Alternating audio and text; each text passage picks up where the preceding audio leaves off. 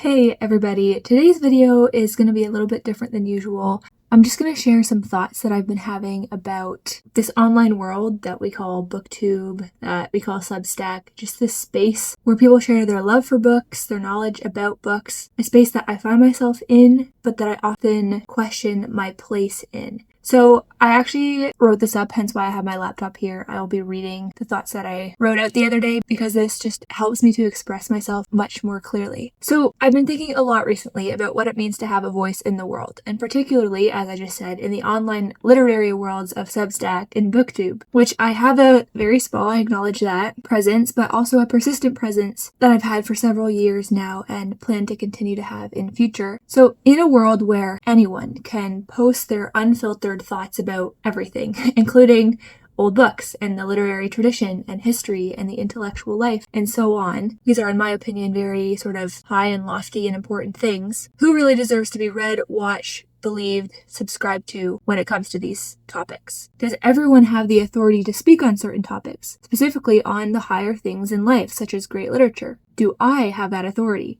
In a world of misinformation and opinion, we need deep knowledge and expertise more than ever, but who truly has these things? And what credentials must we ask people to display, before we'll listen to them? So I've been wrestling with these questions because, like many of you, I'm often tormented by doubts about my worth, my knowledge, my place, my credibility. Imposter syndrome strikes me down fairly often. Who am I to write on Substack? And who am I to talk about books here on YouTube?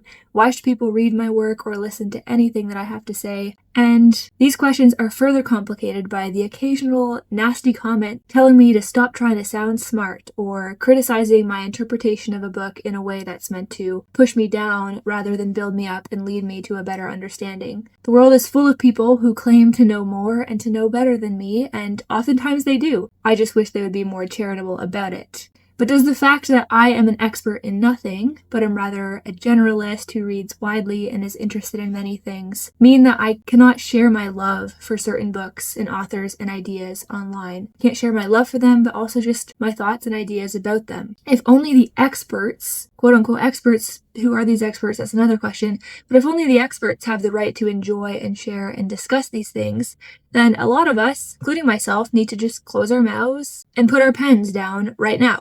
To me, this doesn't seem to be the best solution. Rather, I think that authenticity and transparency and humility should be the approach of all those who are audacious enough to speak about the things that they love to the world. I have striven to embody this over the course of my few years online, and I will continue to do so in the future. So with that, this is who I am, these are my credentials, and this is what I'm trying to do here on my corner of the internet. So, my name is Carolyn. I'm 24 years old. I have a degree in history with minors in English literature and international relations from a private liberal arts university. I'm currently finishing up a master's degree in history at the University of Edinburgh. I do not have a degree in literature, but I am a lifelong reader with a deep love for the classics, the great masterpieces that have been tried by time, that represent the pinnacle of human achievement, and that speak universally for and to people of all ages. I'm also an upper school history and literature teacher at a classical Christian academy, and while I'm fairly new to the classical education movement, I am fully on board with its principles and ideals. And I'm committed to being a lifelong learner. I'm dedicated to reading well and writing well, and to honing these skills by reading and writing carefully and consistently. I desire to cultivate a rich, purposeful, and nourishing intellectual life as much as I am able, and my intent on Substack and here on YouTube is to share snippets of this journey in order to encourage others to pursue their own intellectual goals and interests through intentional reading and study.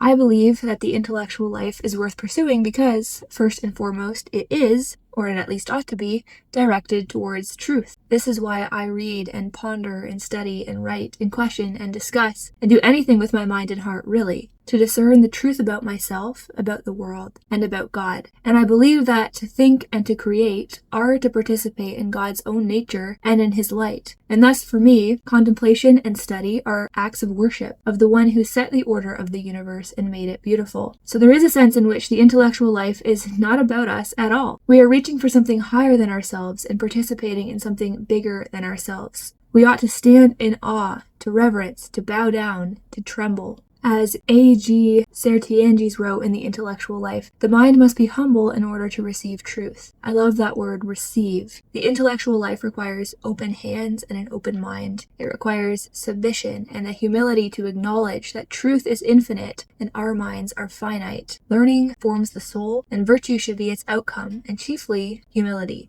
So it is not my intent to portray myself as an expert on anything, or to claim to have the final word on the books that I read and evaluate, or the topics that I discuss. It is for the pure love of them that I read and discuss them at all. It is this love which I desire to pour out in order to inspire others to love the things that I have found to be true, good, and beautiful. I am young and I'm fallible, and all I know is that I know nothing, yet I love much.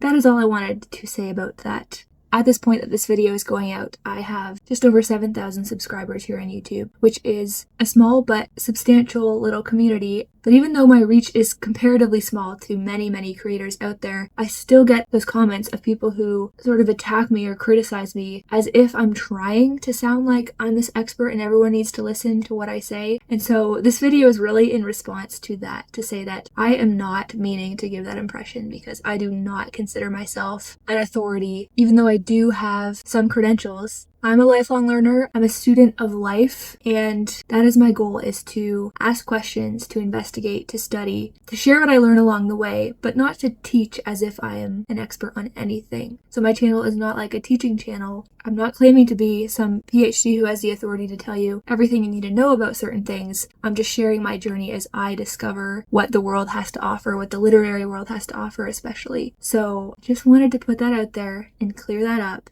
And I want you guys to know who I am and what my channel is about and what to expect, and also what to hold me accountable for. Also, now that I'm thinking about it, I think it might be fun to do a Q&A video sometime. So if you have any further questions about me, my life, my career, my reading interests, my historical interests, or just personal questions or things you want to know about my channel, you can leave those down in the comments below, and I will consider making a video in response to your questions. I think that would be really fun.